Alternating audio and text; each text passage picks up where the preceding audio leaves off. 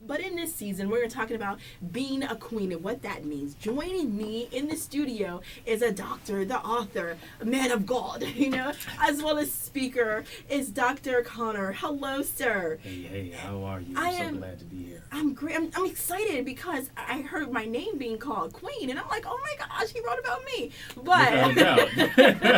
Had you in mind when I penned it. Of course, right? But for the most part, let's talk about your new book, because we have a lot of women who are about to take new leaps into life, to conquer new territory, just as myself. You write a book that speaks to the woman, and that's really interesting. A lot of men, are writing books about women, but I see that you're doing something different. You're pouring in the oil of healing. Let's talk about that. Absolutely, and of course I have to say just what an honor it is to be able to be on your show. Thank you. You truly are the voice of choice in our city, and use your voice as a vehicle for victory. So it's just an honor to be here. Really, the book, Dear Queen, comes from the quote that I found some years ago, which suggests no nation can rise higher than its women.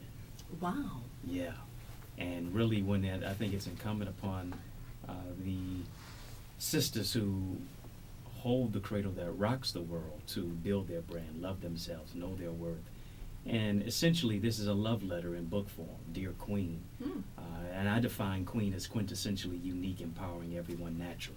You didn't do that to us. You didn't do that. You just dropped it on us like that. We're about to put on our African barbados. We're about to go out there. I'm about to bring out all of my Ghanaian, Americanness, Ashanti, Israelite in my blood. And you just said, quintessential. I got to say it twice because it's also nice. It's beautiful. And queen, quintessentially unique, empowering everyone naturally.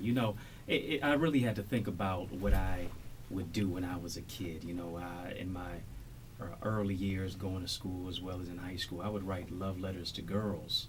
I would, but because I was so shy to be able to approach them. I didn't want the girl to give me a 3 snaps in the neck roll like, boy, I don't like you. Seriously? Absolutely. Oh, and so wow. I was a little timid. I was a little shy. And so what I would do is, in fear of rejection, I'd write a love letter to a girl and stick it in her locker anonymously.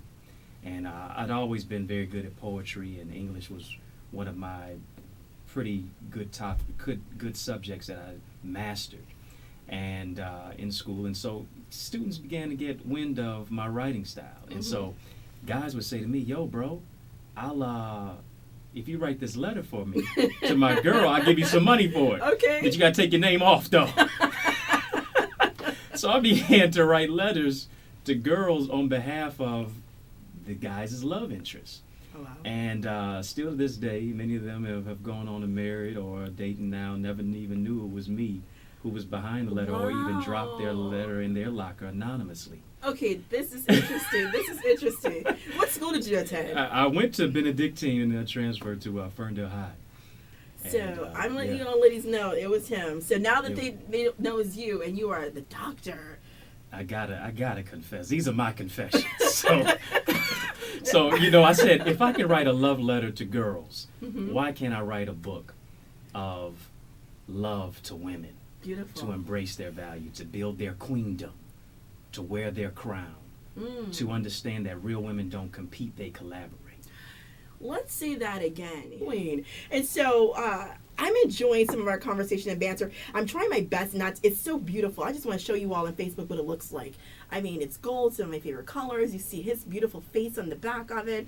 And he made a comment, ladies, about those who wear extensions and have assets pushed in, about having all that stuff that's pushed out. I gotta take up for my sisters, okay?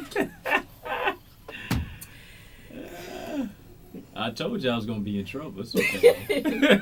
Honestly, you're not in trouble. Send me to the corner. No, you're not in trouble. That's your perspective of beauty. There are a lot of beautiful sisters out there who have natural hair, so we celebrate you all. So no matter what, life goes on. We keep it moving. That's your perspective. Listen, you can wear extensions. That's fine. Just extend your hand in your community, too. Where did you get it from, Mom? Just do that, too. And all the ladies, we're here like, you're right. 36, 24, 36. If you got curves like the letter S, just don't be a snake. 313-568-1200, 313-568-1200. You can talk to Dr. Connor. I want to thank all. So I would like for you as a man to begin to kind of pour the oil of healing about dream slayers and those who actually hold back your past with their definition of what they think your future should be. Yeah, I'm glad you mentioned it. I don't know if you read that portion, but I actually have a section there called Slay. No, you just gave me the book. Absolutely, Right. and that really speaks to the whole aspect that you have a spiritual weapon, which is your prayer life, and you can slay any detractor or distraction or any devil that comes across your path because you have power that even sometimes you haven't even used yet. And so oftentimes there will be those individuals who want to assassinate your dream. There will be the dream killers. Okay. But you have to align yourself with the whole aspect of what God has given you, as well as people who are not warriors but who are warriors, people who are not chickens but eagles, who are not chumps but champions, who are not whiners but winners. Where do in you your come life. up with all of this? You know what? I'm speaking from experience. Okay. Yeah, and it was me battling cancer with chemotherapy and radiation being pumped in my veins as a teenager. My own biological father not visiting me in the hospital. People who I think were praying for me were praying on me, sitting on the sideline expecting my demise. And so I had to encourage myself, as David suggested in the scripture. He encouraged himself in the Lord.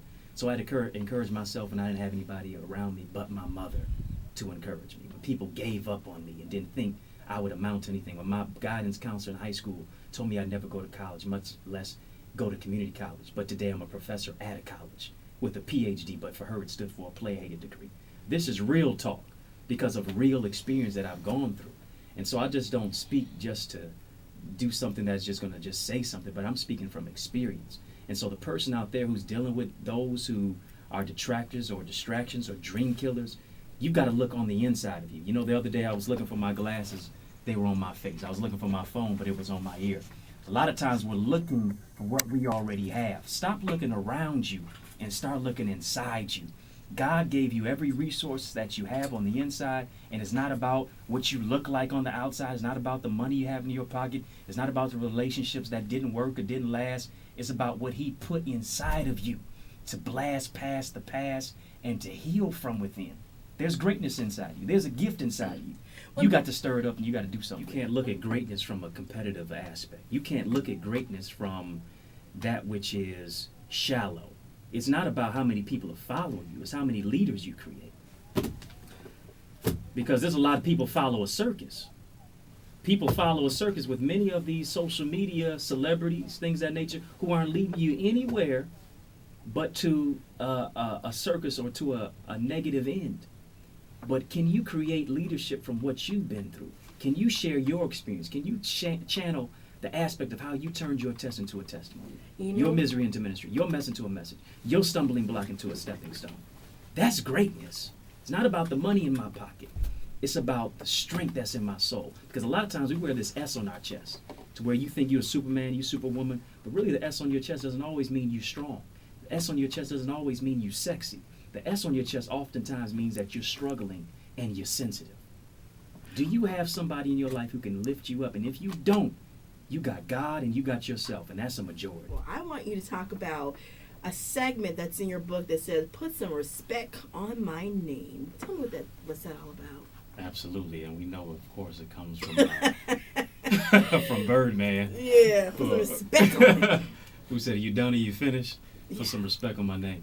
I think we really have to understand that a good name is rather to be chosen than riches.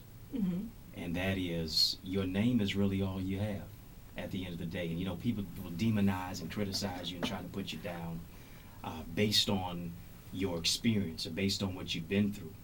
But you have to really respect yourself. Nobody's going to respect you until you respect yourself. You can't expect anybody to love you and really appreciate you and know your value until you first know it. And so it goes along with how you walk, how you talk, how you treat people, what you do to give back. Because check this out, nobody in life ever remembers takers. I love that. They only remember and they only celebrate givers. That's why we're sitting here on Dr. King weekend. He was a giver. He gave up his life, literally, and so many other people, nameless and faceless, in this civil rights movement march and civil rights movement era, because of the sacrifice. What are you willing to sacrifice to get to the next level? Because getting to the next level is not what you're so much about what you're going, where you're going, but it's what you're willing to give up to get there. What are you willing to sacrifice? What are you willing to put on the line? Dr. King asked, he said, the most urgent and persistent question is, what are you doing for others?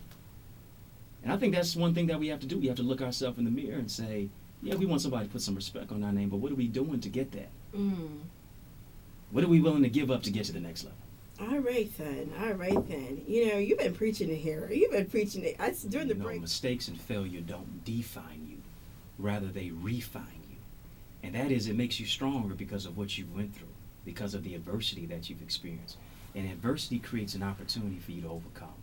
You know, to that person, that king, that queen that's out there, even on King Weekend, the King of Kings is on the inside of you, and he's given you the power to sustain yourself and to grow through whatever you've been through. And it comes to the whole place to where this is your opportunity, this is your time now to pick up the pieces of your life. No matter how hard it has been, no matter what you've grappled with, there's still a divine destiny, there's still a divine DNA, royalty that's on the inside of you. And this is your time to pick up your crown, to straighten it up, to wear your crown, to walk in your destiny, and to prove even the haters and the doubters wrong. Your haters are your elevators. Your haters are your escalators. And all you have to do is step on the negative and turn into what's positive. But it's about how you're thinking. It's about your mindset. It's about what you're allowing people to place on the inside of you. You're a jewel. Stop letting people dump junk and gossip into your spirit. Stop allowing people to put you down when God has lifted you up. Stop allowing yourself to believe every stereotypical view that is castigated in the media about yourself and about your people. Stop believing the lie and start buying into the truth about yourself. Now, That's question. what it's going to be. Ooh, you got me want to run up out of here, and I'm trying my best to contain myself. I don't know about you, but I'm an exciting person, and I want to say yes! yes. Connor, how do we find out more information about you? Please, I'll love to say, and of course, thank you so much for the opportunity to be on your show, but the revolution will not only be televised, it'll be digitized.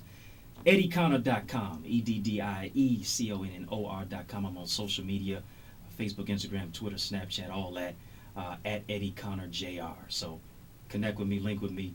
Don't just tweet me there, meet me there. All right then. You know what? I thank you very much.